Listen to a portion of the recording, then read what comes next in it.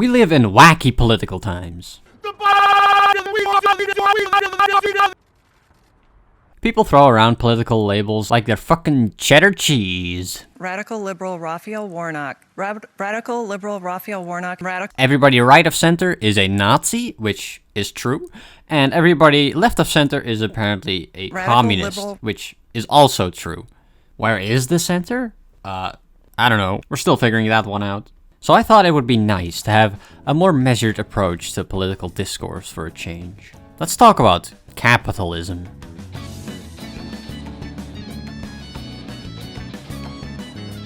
Recently, the viability of the current incarnation of capitalism has been questioned by an increasing number of people on all sides of the political spectrum, and each with their own proposed solutions. Today I wanted to take a look at the future of capitalism, identifying the flaws in our current system and how we can improve it. We won't be discussing socialism in this video though, because let's face it, socialism is a failed ideology that will never work. I mean, as far as I know, they still don't have iPhones in Venezuela, do they? Socialism is when no iPhone. Can you believe people actually subscribe to this? Do you know what you should subscribe to instead? That's right, my YouTube channel. Thank you. While you're at it, you can also follow me on Twitter. There are two main schools of thought when it comes to addressing the problems with capitalism. There's anarcho-capitalism, and then there's supercapitalism. Sometimes called democratic capitalism. Before we can understand these, we must first look at the problems with capitalism though. So what are the main problems with capitalism as it exists right now? Well, let's talk about the profit motive for a second. The goal of a business is to generate profit for its shareholders. That's the ultimate bottom line, and it will largely determine the decisions of said business. This has some upsides and some downsides. In a competitive market, this means that companies selling similar products or services have to compete for customers and therefore revenue. This is usually done by improving the quality of their product, lowering the price, diversifying their product in some way, innovating, marketing. There are a lot of ways to attract customers. This is one of the strengths of capitalism, but it comes with a caveat. This only applies in competitive markets. Monopolies don't have to bother with all this tedious stuff. The thing to keep in mind here is that a competition always has winners and losers, and this is something we've been seeing as of late. Monopolies are an increasingly common occurrence, and it's becoming increasingly difficult for small businesses to get off the ground due to the gigantic competition. When a company occupies a large enough portion of the total market share, it opens up the possibility for them to lower their prices to such an extreme degree that they can coast off of their massive stockpiles as they lose profits, while everybody else is forced out of business, establishing a monopoly. We've already seen this happen before, and this is also part of the profit motive. Another thing to consider is that markets don't exist in a vacuum. I mean, we live in a society, and the way we govern our society affects markets as well. This is where a particularly ugly aspect of the profit motive rears its head: corruption. Corporate lobbying is a good way to increase your profits as a business, but there's a tiny issue that you're subverting democracy in the process. I don't think I need to harp on this point a whole lot. I assume most people agree that corruption is bad, but there's another thing that's related to this that's also important to consider. The spreading of misinformation is also part of the profit motive. What do I mean by this? Well, let's take the issue of climate change. I'm not here to argue whether or not climate change is real.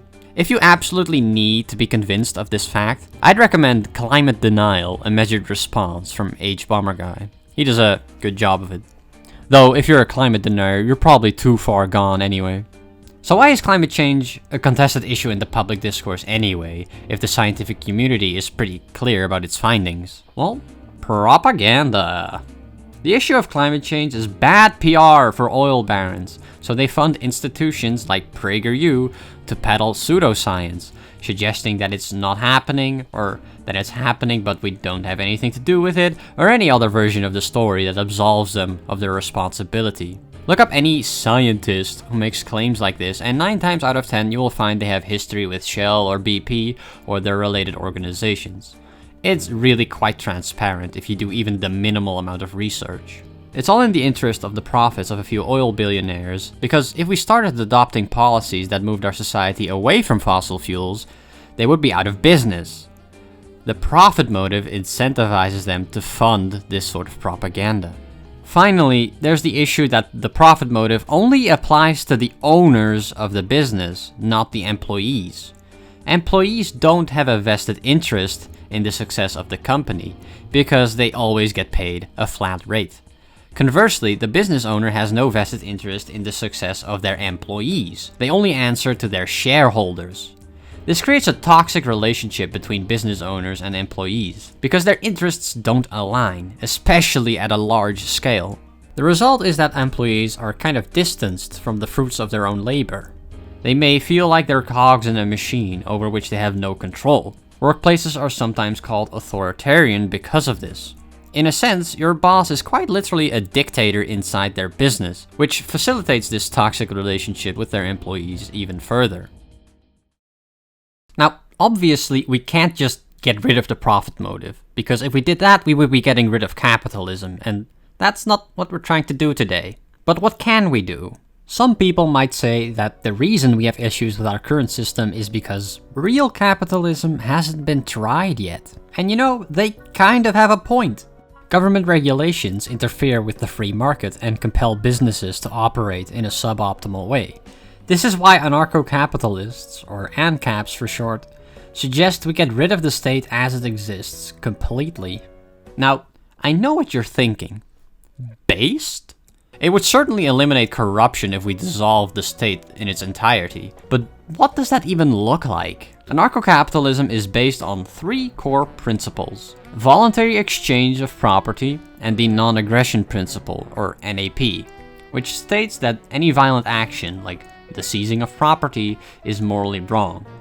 Oh, and there's also the idea of self-ownership, which is basically the idea that you are your own property, which includes your time and labor, which ties back into the voluntary exchange bit. So how do you manage society like this? Well, everything the state does right now would presumably be done by private entities instead. Unelected ones at that. ANCAPs don't actually like democracy that much as far as I know, which kind of turns me off from this ideology. Like, you still have to manage everything. We still live in a society. The way I see it, private corporations kind of become the de facto state in an anarcho-capitalist society. Which basically means private police forces and private militaries. Which, isn't too different from the private militaries kings and queens from the medieval times used to have. So really, it's more accurate to say that anarcho-capitalism is a form of neo-feudalism. Another problem with anarcho-capitalism is, in a society with no state, who enforces the NAP? Who enforces property rights? I mean, the whole reason capitalism is even possible right now is because the state guarantees property rights. The responsibility falls onto yourself to protect your property, either personally or by hiring a contractor, I suppose. But what are you to do if someone much more wealthy than you sends his private police force your way to claim your property for some made-up reason? You don't really have any way around this. Finally, the idea of voluntary exchange sounds good, but it can very easily be exploited. Consider the following. You live in a house. It's your property. Cool. One day, some private entity buys out the land around your house. When you go out to buy groceries, they stop you at the border, telling you not to trespass. You explain that you need to pass through in order to go to the supermarket, so they offer a deal. I'll allow you the right to pass if you devote your entire life to serving me. Is this a voluntary exchange of property? I would say no, this guy is clearly taking advantage of the situation to exploit you, but this is the kind of situation anarcho-capitalism allows for. Remember, there's no authority to mediate this dispute. I don't consider that freedom either. Anarcho-capitalism removes democracy from the equation, but I quite like democracy, and I imagine you do too. Yep. Are the presidents of companies determined the same way as presidents of countries? No. Do like all the employees like vote who they want to be president? No. That's how it should work. Democracy, Josh, democracy. Fuck yeah, democracy! I'm sorry, that was uncalled for. You know, personally, I think democracy is the most fundamental expression of freedom. Freedom, baby. I love me some freedom. So let's look at democratic capitalism, or as it's more commonly known, supercapitalism.